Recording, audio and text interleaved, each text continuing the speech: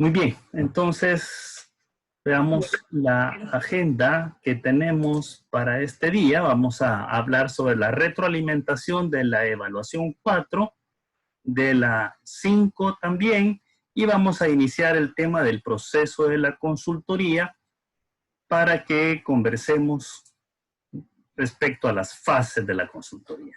Muy bien. En el primer laboratorio tengo un promedio de 74% de precisión. Ahí fueron 8 preguntas.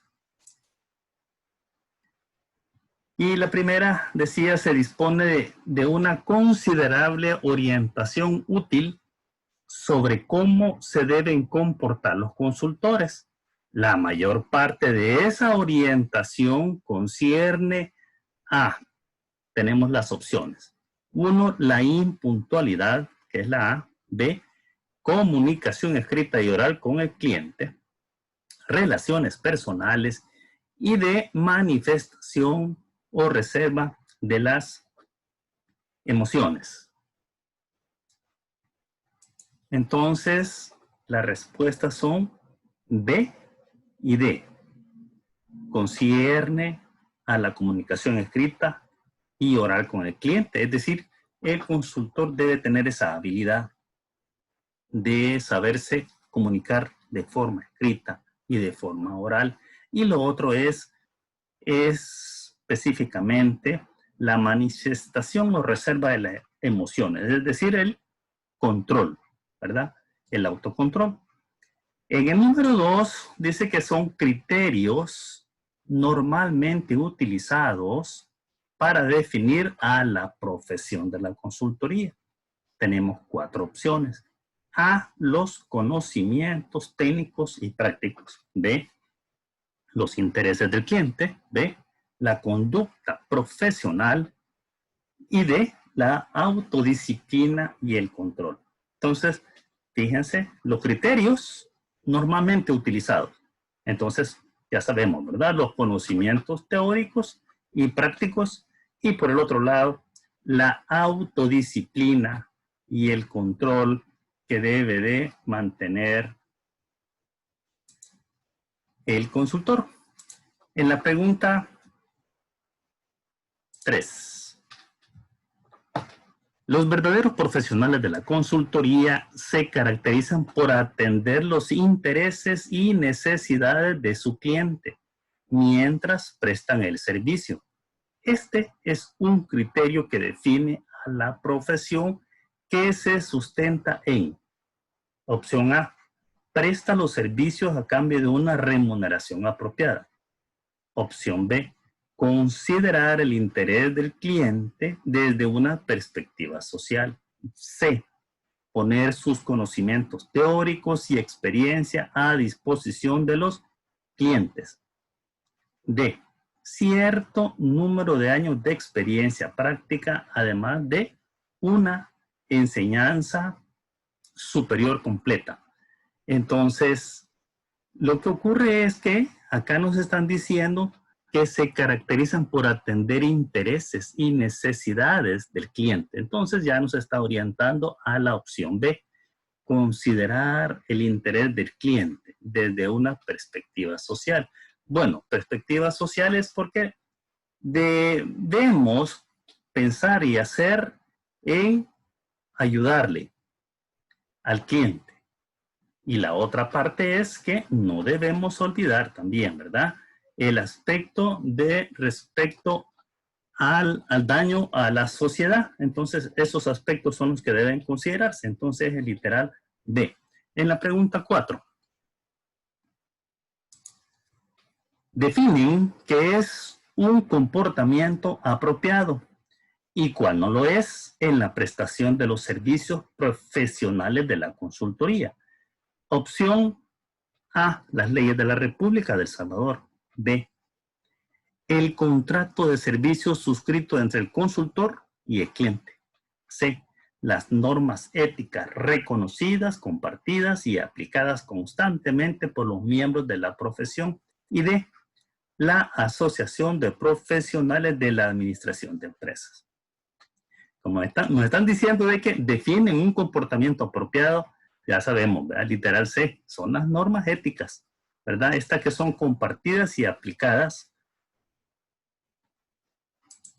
por los miembros si es que nos asociamos a alguna entidad que aglomere consultores. En nuestro país no hay como, por ejemplo, sociedades que aglutinan a los auditores, por ejemplo, a los abogados, tienen sus asociaciones, pero los consultores no lo tienen. Entonces, lo que hacen es que las empresas que se dedican a la consultoría formulan su propio código de ética. En el 5, cuando se deberá entender que el consultor aplica la autodisciplina y el autocontrol al prestar los servicios de clientes. ¿Cuándo se deberá entender? Opción A, cuando respeta los preceptos del código deontológico aceptado para el ejercicio de la profesión. B, cuando respeta los preceptos establecidos en el contrato de servicios. C, cuando presta atención a las normas de conducta profesional. Y D, cuando respeta el plan de trabajo de la consultoría. Desechamos entonces aquí la B, porque no tiene nada que ver el contrato en el aspecto de la autodisciplina y control, ni tampoco nada que ver el plan de trabajo. Entonces las respuestas son A y C. Es decir, respetar el código deontológico, que no es más que el código de ética, código de conducta de la profesión, y el prestar atención a las normas. No olvidemos que estos códigos deontológicos no son leyes, no lo son, y por esa razón es que es el consultor, es el profesional quien de forma voluntaria hace el respeto de estos componentes del código. Obviamente está la sociedad, está la comunidad, ¿verdad? Que es la que está vigilante. En el número 6, ¿dónde localizar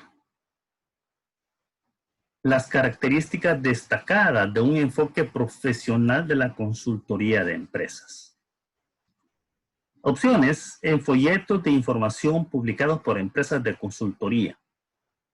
En opción B, en los códigos deontológicos adoptados por las organizaciones de consultores de empresas. C, en el contrato de servicios suscrito entre el consultor y el cliente.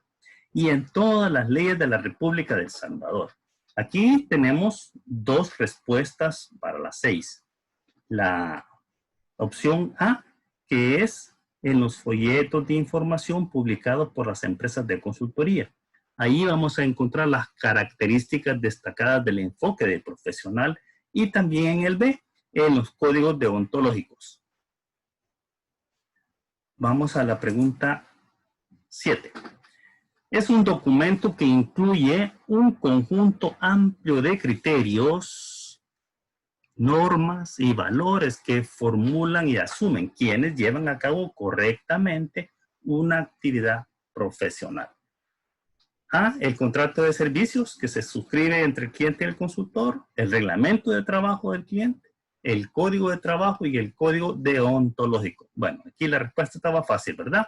El código deontológico. Ahí está, donde es un documento en donde están las normas y valores que deben, digamos, cumplir, dar cumplimiento a los profesionales. En ese documento están. En el número 8 son entidades a las que los miembros se han adherido voluntariamente, ejerciendo de esa manera la autorregulación y autocontrol colectivos mediante la aplicación de un código deontológico aceptado para el ejercicio de la profesión. Bueno, ahí tenemos 4 opciones. Si ustedes se fijan, el B y el D se refieren a entidades que aglutinan empresas, colegio de profesionales, perdón, la C y la B aglutinan empresas, Asociación Nacional de Empresa Privada, y la B, Cámara de Comercio. Mientras que la A y la D concentran ingenieros y arquitectos en el A, Y en el otro, profesionales en ciencias económicas. Esa es entonces la respuesta. Y obviamente estas organizaciones poseen códigos de ética, códigos de conducta para sus agremiados. Luego veamos el laboratorio 6. Aquí hubo un 84% en promedio de acierto. En la pregunta 1. Es la base del enfoque profesional del consultor. Debe poseer el tipo de conocimientos teóricos y prácticos necesarios para un cliente.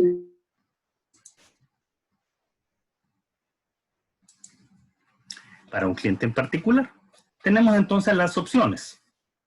El control de las emociones, el asesoramiento imparcial y objetivo, la competencia técnica, la dimensión sólida del aprendizaje. Entonces, como nos están diciendo que es la base del enfoque profesional, de los conocimientos teóricos y prácticos, eso se refiere a la competencia técnica. En la 2, es una situación típica en la que se pone a prueba la ética del consultor. Tenemos 4 opciones que debemos estudiarlas. En la A, el consultor trabaja para un cliente cuya capacidad de juicio está afectada por la angustia y las dificultades y tiene gran necesidad de ayuda. Ese es literal A. B, el consultor pone plenamente su competencia a disposición del cliente y su objetivo consiste en hallar la mejor solución posible. Allí no está poniéndose a prueba la ética, en el B. El consultor tiene una superioridad técnica porque trabaja para un cliente poco informado o técnicamente deficiente. En el D, el consultor accede a prestar servicios a un cliente y está seguro de que sus propios intereses y los del cliente no están en conflicto. Tampoco entonces se pone a prueba la ética. Entonces en el A y en el C, específicamente, ahí sí. Es decir, el consultor no debe, por ética, aprovecharse de un cliente considerando que está pasando por una dificultad y que muy probablemente no tiene idea cómo resolver un problema. Y entonces se pone a prueba la ética del consultor porque no debe aprovecharse de esa situación. Cobrar más y decirle que es un poco complicada la solución y esa cosa, ¿verdad? Y lo mismo en el C. Obviamente, es probable que el consultor posea, es probable, una superioridad técnica y que podría verse dado porque el cliente está poco informado o en la parte, en el aspecto donde tiene el problema identificado él, deficiente, se siente deficiente de forma técnica. Entonces, tampoco. El consultor no debe entonces aprovecharse de esta situación.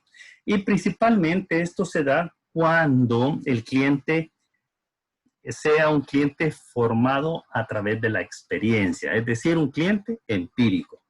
En ese sentido es que no debe de aprovecharse de esa situación. En la pregunta 3, el consultor debe poder y querer evaluar críticamente sus propios conocimientos teóricos y prácticos al considerar un nuevo contrato o al llegar en su cometido a un punto en el que se necesitan otras competencias. Tenemos 4 opciones. A, por evitar un conflicto de intereses. B, por regla general. C, por imparcial y objetivo. D, por superioridad técnica. De las 4 opciones es la literal B. ¿Por qué? Por regla general, el consultor no debe aceptar un trabajo si no posee la competencia. A eso se refiere. Aunque esté necesitado de trabajo, aunque no tenga un trabajo. Esa es parte de la ética. Y si lo acepta es porque de alguna manera se considera que puede desarrollarlo. y no obstante deberá agregar conocimientos adicionales para poder hacer un trabajo efectivo, un trabajo que el cliente quede satisfecho de los resultados. En el número 4, la pregunta dice, son aquellas situaciones en las que el juicio de una persona en lo relacionado a un interés primario para él y la integridad de sus acciones tienden a estar indebidamente influenciadas por un interés secundario. Normalmente ese interés puede ser de tipo económico o de tipo personal. Tenemos las opciones. La obligación de reserva es que la documentación y toda la información del cliente, eso está en reserva, no puede revelarse. B, los conflictos de interés, esa es la respuesta. Y en ese, los intereses del cliente y los intereses sociales. En este caso, importante es que el consultor no se vea envuelto en donde dé al lugar que exista un conflicto de interés. Es decir, no debe poner en riesgo su reputación para que el cliente pueda pensar que el consultor tiene un interés económico o un interés personal en un momento determinado. 5. Es una regla de oro en la consultoría. Durante un trabajo, el consultor pone plenamente su competencia, es decir, sus conocimientos, sus habilidades, su experiencia, a la disposición del cliente. Y entonces el propósito consiste en, opción A, hallar la mejor solución posible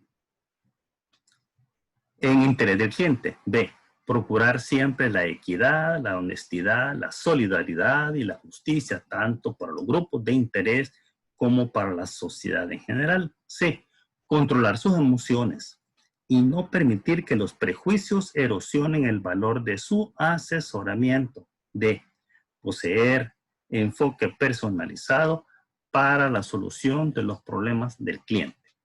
Como nos están diciendo que es una regla de oro, entonces la respuesta es A, porque siempre el consultor debe estar y su propósito debe ser encontrar la mejor solución posible para resolver el problema que afecta al cliente.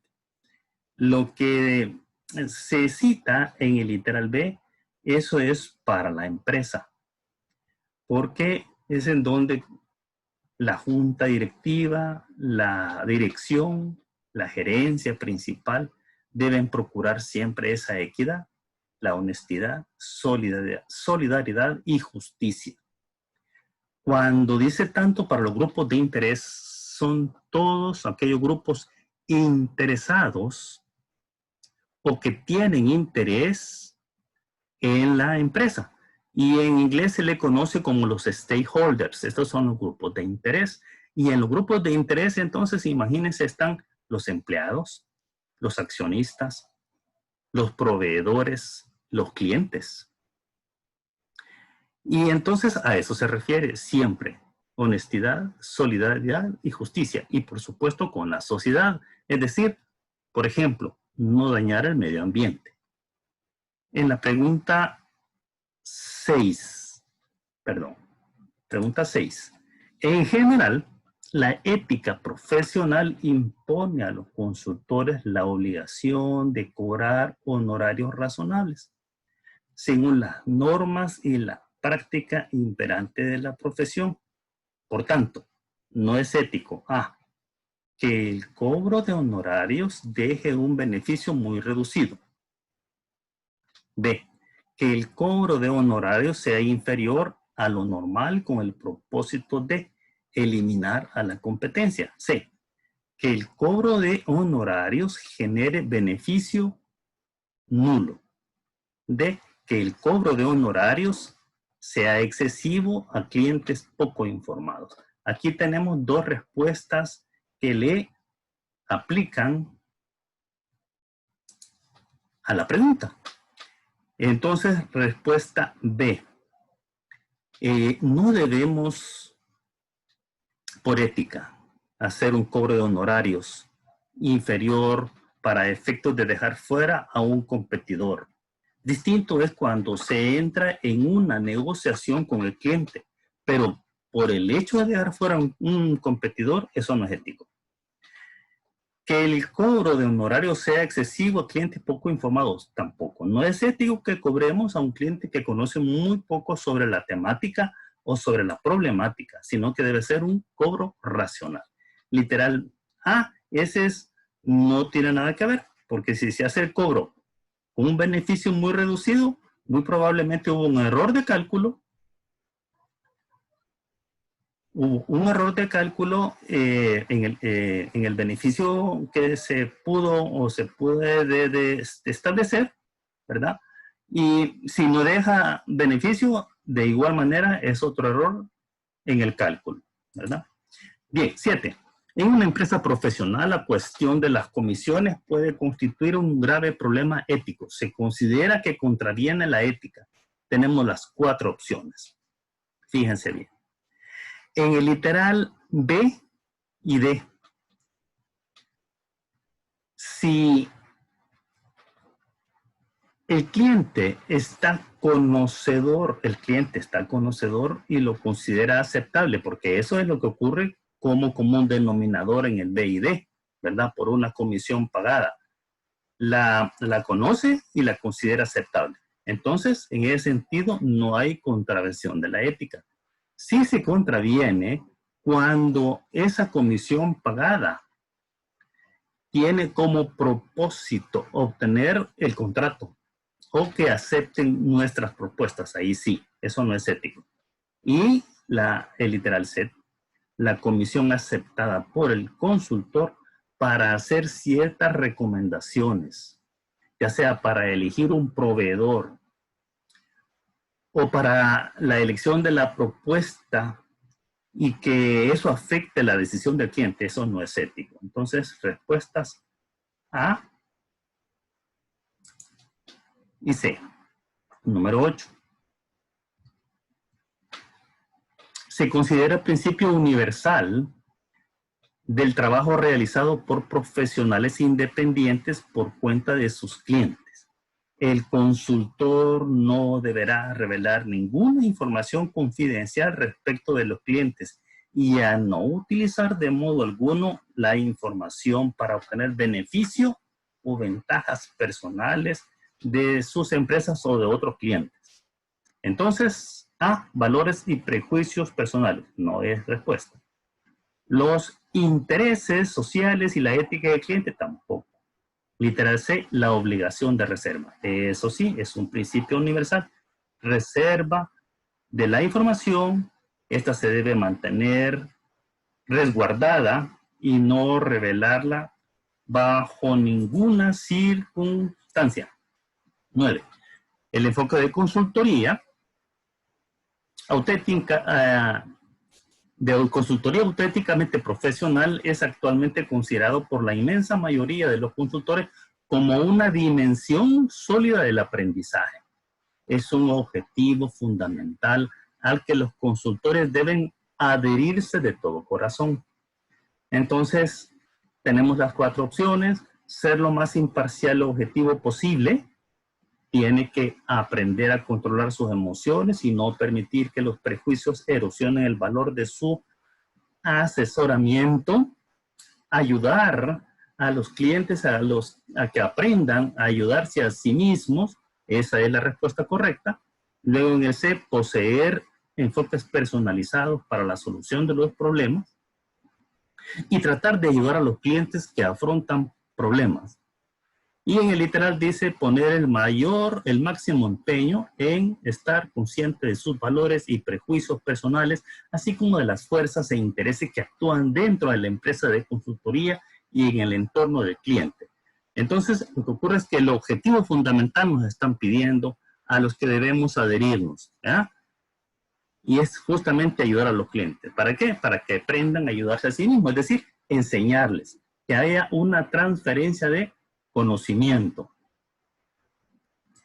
En el numeral 10 se exige a los consultores revelar antes de iniciar su trabajo todos los intereses personales, financieros y de otro tipo pertinentes que no se puede deducir de la descripción de los servicios que ofrece. Lo que ocurre es importante que se revele. Aquí tenemos 2 respuestas de 4 opciones. Y si el cliente, después que se revele esa información, aún con todo y eso acepta la contratación, muy bien. Pero el consultor tiene el deber de revelar. Respuestas son B y D. Cualquier interés financiero en los bienes o servicios.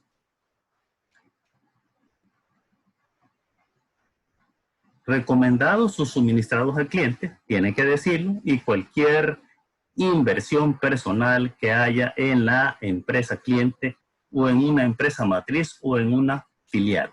En estos 2 casos es que se debe revelar. De ahí, pues, lo que son antecedentes culturales, sistema de valores, no tiene objeto, y tampoco sobre los principios lógicos de equidad y honestidad, no. Muy bien. Vamos a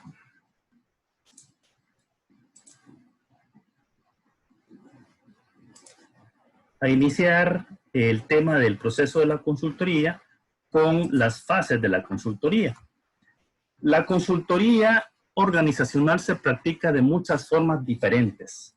Esas formas reflejan la diversidad de las organizaciones y los entornos en que actúan, sus propios consultores y los diversos enfoques para realizarla, que estén en disposición de aceptar como válidos y que desde luego estarán muy influidos por los enfoques y métodos de intervención que propongan los consultores internos.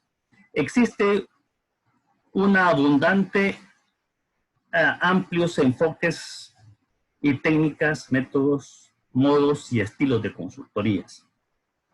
Esta diversidad es una de las características más interesantes de la consultoría, ya que incluso clientes con problemas muy específicos pueden encontrar un consultor que se adapte a su organización y situación particular. No obstante, la consultoría se caracteriza no solo por la diversidad, sino también por ciertos principios y métodos comunes. Algunos de ellos son aplicados por la inmensa mayoría de los consultores. El proceso de consultoría es una actividad conjunta entre el consultor y el cliente, porque está destinado a resolver un problema concreto y aplicar los cambios deseados en la organización del cliente. Este proceso tiene un comienzo y un fin entre esos 2 extremos. El proceso se puede subdividir en varias fases básicas, lo que induce al consultor y al cliente a ser sistemáticos y metódicos y a pasar de una fase a otra y de una operación a otra, siguiendo una secuencia lógica y temporal. Pero, ¿qué significa ser sistemático y metódico? Sistemático, porque constituye un sistema de ideas interrelacionadas y conectadas entre sí. Y metódico porque se vale de métodos de investigación y determinados procedimientos que dotan de rigor al estudio, la observación y el análisis. Estas son las fases de la consultoría. Hoy solo las vamos a mencionar. 1 es la iniciación o preparación inicial. 2, el diagnóstico. 3, planificación de la acción. 4, aplicación o implementación. Y el 5, terminación, evaluación y ajustes. Estas son las fases que vamos a continuar en la clase del próximo jueves. Muy bien. Tenemos todavía 30 segundos para preguntas. Si no, nos quedamos acá y nos vemos el próximo jueves, jóvenes. Buenas noches. Perfecto. Buenas noches, Lick. Bendiciones. Buenas noches, gracias, Lick. Buenas noches, Lick. Buenas noches. Buenas noches, Lick.